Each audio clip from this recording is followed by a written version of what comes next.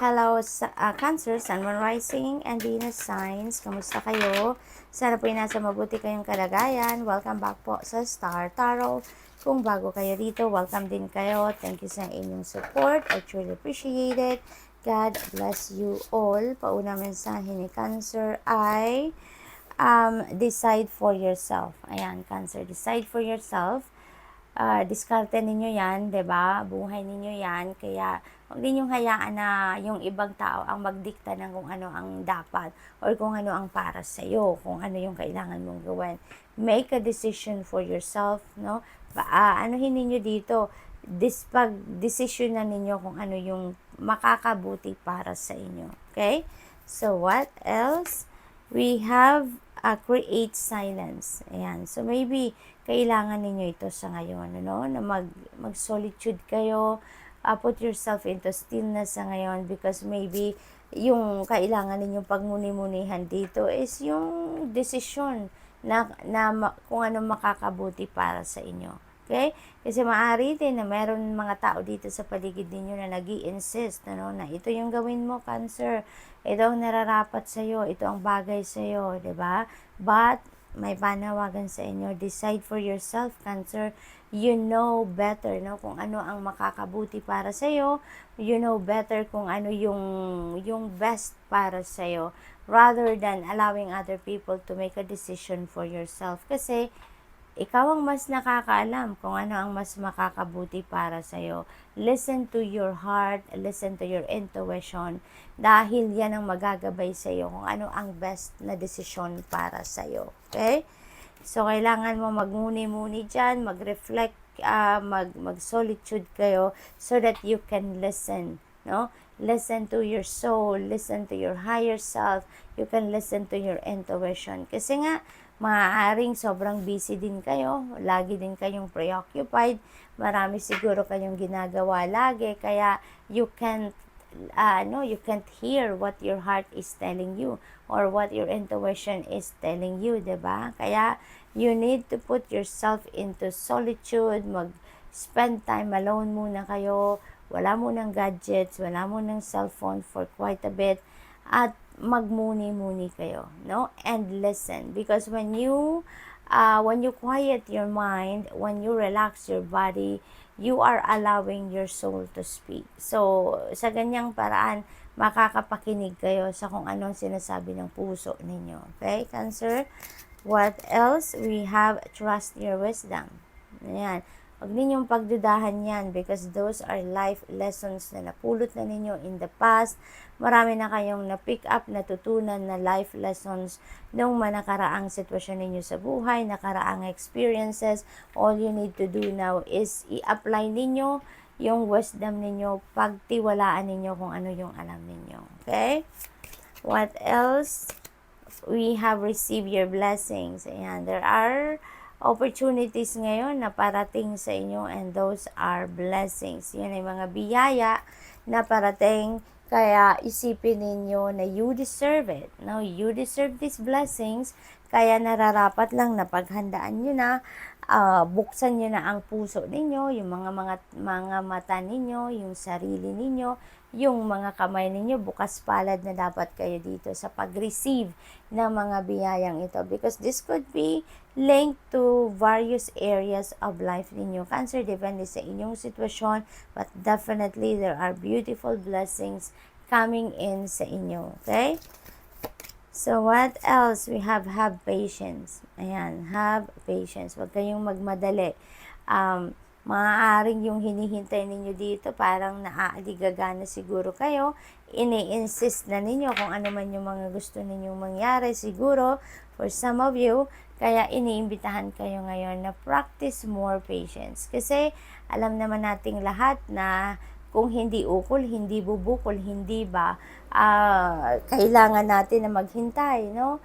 If it's not happening yet, maaaring it's either it's still in the works, in the spirit realm, or siguro kung yung ano yung hinihintay ninyo, maaaring hindi pa dumadating ang divine timing, hindi ba? Kaya let's just continue to do whatever you need to do right now, kung ano sa pakiramdam ninyo ang nararapat ninyong gawin, just continue on with that, no? and have patience. While you are waiting for that, whatever that is na hinihintay ninyo, just keep moving, 'di ba? Patuloy ninyo yung diskarte, kaya napakahalaga nga na lagi kayong makikinig sa inyong intuition so that you will be guided, 'di ba? Kung ano ang nararapat ninyong gawin muna while the universe is still working on what you are waiting for, 'di ba? So good luck, Cancer, and that's all I have for you for today. Thank you for watching. Love and light. Namaste. Hello, is Scorpio, Sun, Moon, Rising, and Venus signs. Kamusta kayo? Sana po nasa mabuti kayong kalagayan. Welcome back po sa Star Tarot. Kung bago kayo dito, welcome din kayo. Thank you sa inyong support. I truly appreciate it. God bless you all. Tignan natin ang mga mensahe ni Scorpio. We have embrace your magnificence. Ayan. So, you remember, no, Scorpio, that you are magnificent, you are amazing, no? Kaya dito siguro ang iba sa inyo, pinagdududahan nyo pa ang galing ninyo, pinagdududahan nyo pa yung mga talents, skills, and gifts ninyo, yung mga kabutihang loob ninyo, maaaring pinagdududahan nyo pa yan, or hindi ninyo siguro mapaniwalaan na meron kayong katangiang ganyan, 'di ba? So, kaya inimbitahan kayo dito to embrace your magnificence, embrace your uniqueness, embrace your talents, your skills, no, your gifts. Embrace it, no, entirely, no, sarili ninyo, because you are you. Kayo yan, magaling kayo, maganda kayo, matalino kayo, 'di ba? Higit kanino man kayo dapat yung nag-i-embrace muna, kayo muna yung yumayakap sa inyong kagandahan, hindi ba, Scorpio? We have clear away old energies. Ayan, so marami na siguro ditong stale energies na nakadikit sa inyong energy field, Scorpio, and that is not going to help you at all para kayo makapag-welcome ng mga magagandang bagay, magagandang sitwasyon, mga bagong experiences. You need to clear away, or you need to let go of your old energies so that you can welcome newness, you can welcome freshness, no, na energy sa buhay ninyong Scorpio. We have practice tenderness. Ayan, so wag masyadong stricto sa sarili ninyo, wag kayong masyadong firm, no, kumbaga yung parang pressured, no, yung ang iba sa inyo dito, Scorpio, yan ang napipick up ko dito, yung parang pinipressure nyo naman lalo ang inyong sarili. Maybe may meron kayong mga gustong ma-achieve sa buhay ninyo and you are pressuring yourself, you are putting pressure on yourself na dapat ma-reach ko na to at a certain time. Yung parang na masyado naman kayong nagiging hard siguro sa sarili ninyo. Kaya inibitahan kayo dito na practice tenderness. Anyways, di ba, Scorpio, kung yan ay para sa'yo, yan ay para sa'yo. Dadating at dadating yan in divine timing. You don't need to be too hard on yourself. Be kind to yourself, okay? So, what else? We have embrace stillness. Ayan. So, kalma muna kayo, Scorpio. Kailangan ninyo muna ngayon na magmuni-muni, mag-reflection mode, mag-solitude muna kayo, because maybe kailangan ninyo na kalmahin muna ang inyong sarili, find your balance, no, para na sa gayon mas magiging maganda ang inyong pakiramdam, mas maging maayos ang inyong pakiramdam at this time, Scorpio, okay? Maaaring kailangan ninyo na mag-reflect dahil kailangan ninyong tignan, no, kung ano ang sitwasyon. Kailangan ninyong obserbahan kung anong makaganapan dito sa inyong paligid so that you can also make a decision na mas maayos, mas fair, mas maganda. Diba? If you need to make a decision at this time. So, kailangan din siguro dito na mag-ground lang kayo ng inyong sarili kasi maybe stressed out din kayo, no? Kaya kailangan ninyo na mag-stillness din so that you can declutter yourself, okay? Declutter your mind, your heart, ganun. Keep the faith, ayan, keep the faith. Wag ninyong hayaan na mawala kayo sa right track, you know? Magtiwala lang kayo. Everything is divinely orchestrated naman, hindi ba? keep the faith na kahit ano man ang inyong sitwasyon sa ngayon, mas magiging maayos yan, magi-improve yan, no? Lalo-lalo na kung meron mga challenges kayong nararanasan at this time. Things changes, things evolve, di ba? So, all you need to do is just keep the faith and hope alive lagi sa puso ninyo. At kung ano man yung mga hindi masyadong paborable na mga nangyayari sa buhay ninyo, that is going to improve, that is going to change. Dahil, alam naman nating lahat na yung mga problema na yan, it's part of life, di ba? It's part of our soul's journey. Pero hindi naman yan magtatagal. Remember that nothing is permanent, di ba? Everything is temporary. Lahat nagbabago, lahat nag-i-evolve. Kaya kahit mga problema natin, it will change, no? Masusolusyonan din natin yan. Walang problema na hindi nasusolusyonan. Walang problema na walang solusyon in the first place, di ba? Rest deeply, ayan, tapos meron tayong embrace stillness, meron tayong rest deeply, so most likely, exhausted kayo, Scorpio. Maaring emotionally, mentally, and physically exhausted kayo dito, kaya pinagpapahinga kayo, rest deeply, di ba?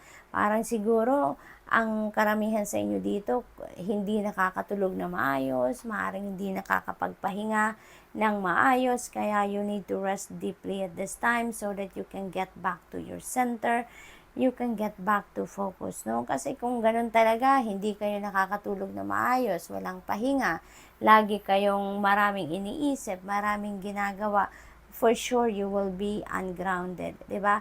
Lagi kayong pagod, lagi kayong, ano mo yun, stressed out, kumbaga, sa lahat, no? Sa isip, sa puso, di ba? Physical, yung gano'n. Kaya, pahinga muna, Scorpio. Kailangan mo nang mag-recharge, kailangan mo nang mag-rejuvenate, no? Para nang sa gayon, maibalik mo muna yung sarili mo sa equilibrium.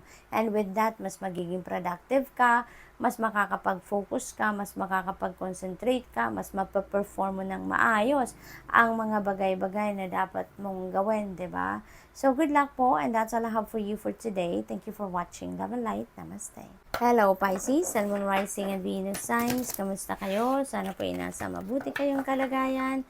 Welcome back po sa Star Tarot. Kung bago kayo dito, welcome din kayo. Thank you sa inyong support. I truly appreciate it. God bless you all. Pisces, paunang mensahe ninyo ay set your intentions. Ayan, napakaganda nito kasi iniimbitahan kayo ngayon na mag-set kayo ng inyong intentions. Okay? Maaaring kailangan na ninyo ngayon na magsimula ng panibagong, mag-set kayo ng panibagong inspirasyon ninyo, panibagong motivation ninyo. Okay? Naglalakbay na kayo ngayon sa inyong panibagong birthday season, hindi ba kaka-birthday nyo lang, and maybe ang iba sa inyo dito hindi pa nakapag-set ng bagong intention ninyo na you can work on for this another year, no, ninyo, Pisces. Kaya maybe ngayon, this is a reminder for those Pisces na hindi pa nakakapag-set ng panibagong intentions for yourself for this year. So, we have love unabashedly. Ayan. So, focused siguro ngayon ang iba sa inyo sa love, Maaring may mga opportunities ngayon sa pag-ibig, sa pagmamahal, sa pagpapakita ng inyong pagmamahal sa inyong person or sa inyong loved ones. Ngayon, parang walang ngayon kayo, parang wala kayong boundary, pagdating sa pag-ibig sa ngayon, parang ganon. Hindi ninyo ngayon tinitignan kung kung gaano, or alam mo yun, yung parang walang sukat, no? Kasi di ba ang iba, yung parang may sukatan lang ang pagmamahal, yung parang ganon. Pero kayo ngayon, Pisces, parang you're going to express the love that you have in your heart. Dito, regardless kung papaano, kung kailan, kung saan. Wala kayong ngayon, parang wala kayong sukatan or pagbabasehan na hindi kayo mag-express ng inyong pagmamahal dahil ganito, ganyan, no? So, parang you are going to express the love that you have para sa kung sino man, regardless kung nasaan ka, kung ano ang meron sa paligid, basta you are going to express the love freely, no? So what else? We have pause for reflection. Ayan, there are things na kailangan siguro ninyo ditong i-re-evaluate, kailangan ninyong pagmuni-munihan, pag-isipan, ano?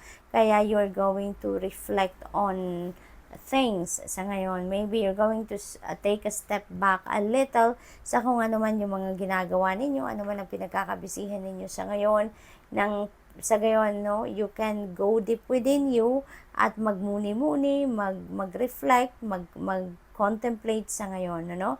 So that's really good, so that mas malinawan ang inyong isipan, you would able to get the clear direction of where you are heading, kung ano mga priorities ninyo, kung ano yung mga dapat ninyong gawin sa ngayon, 'di ba? Maaring length yan, yung reflection mode na yan dito sa setting of your new intentions, 'di ba? Para ma-figure out niyo kung ano nga bang gusto ko sa ngayon, anong gusto kong ma-achieve sa ngayon, ano yung target ko na ma-achieve or ma-accomplish at this time. Hindi ba? Kaya kailangan ninyo siguro na mag-reflect. Okay? We have use your power. Ayan, use your power para makamit ninyo kung ano man yung mga pangarap ninyo, ano man yung mga goals ninyo, ma-achieve ninyo kung ano man yung mga intentions ninyo na isi-set sa ngayon, di ba? Use your power. Always remember that you are strong, you are magnificent, you are amazing, di ba? You are good enough. You have everything within you, di ba? Equipped kayo kung ano, may talents kayo, may skills kayo, may gifts kayo, no, na magagamit ninyo para sa pagtupad ng kung ano man ang mga goals niyo sa buhay, ano man yung mga heart's desires niyo. So use your power, use your willpower, use your personal power para mangyari kung ano ang mga dapat mangyari or kung ano yung mga gusto niyo mangyari sa buhay, okay? Take stock of your achievements, ayan. So parang ang dami na ninyong naging achievement, no? Parang sa ngayon, maaari din na meron kayong panibagong achievement dito. Kaya, you should be proud of yourself, Pisces, no? You work hard for it. Kung ano man yung mga achievement ninyo, hindi ninyo yan hiningi, hindi ninyo yan, hindi yan pabor sa inyo ng kung sino man, ano, but you work hard for it. You achieved it with the help of the divine, di ba? Kaya, you need to be very proud of yourself and at the same time, be grateful sa divine universe for making it happen for you as well, for helping you to realize kung ano man yung na-achieve ninyo sa ngayon. So, you have study to know yourself. Ayan. So, maybe, ano kayo ngayon, focused din ang iba sa inyo ngayon for your spiritual growth. Kaya mas kinikilala ninyo ngayon ang sarili ninyo or siguro nabibigyan ninyo or bibigyan ninyo ngayon ng mas maraming oras ang sarili ninyo, no? Maybe may calling ang iba sa inyo dito na gawin ang bagay na yan to know yourself better. Maaari din na you've been all over the place recently or in the recent past. Kaya siguro ngayon parang naiisipan siguro ninyo sa sobrang kabisihan ninyo, sa sobrang dami ng inaasikaso ninyo in the past, parang ngayon hindi na ninyo kilala ang inyong sarili, no? Kaya siguro magmumuni-muni kayo to get back to your center, to reconnect with yourself, no, to reconnect with your higher consciousness, no, Pisces? So good luck, and that's all I have for you for today. Thank you for watching. Love and light. Namaste.